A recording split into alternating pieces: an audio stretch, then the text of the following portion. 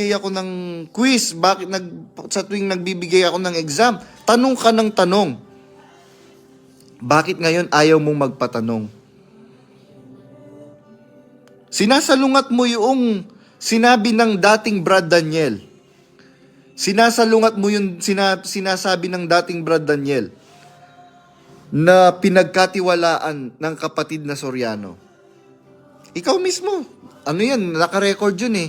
Hindi mo mapapasinungalingan yun. Diba sinabi mo, pagka ang isang teacher ayaw magpatanong sa kanyang mga estudyante, bobo yun. Dahil hindi niya alam pangatwiranan yung lesson plan na kanyang ginawa. Hindi niya kayang pangatwiranan, i-justify yung kanyang mga itinuturo.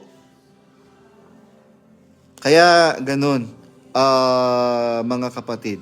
Nag-break time lang po kami, kaya sinamantala ko na po itong live ko. Break time lang po namin.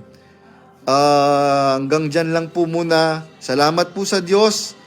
At yung iniiwan ko po sa inyong lahat yung kapayapaan at pag-ibig ng Panginoong Hesukristo. Bye-bye po.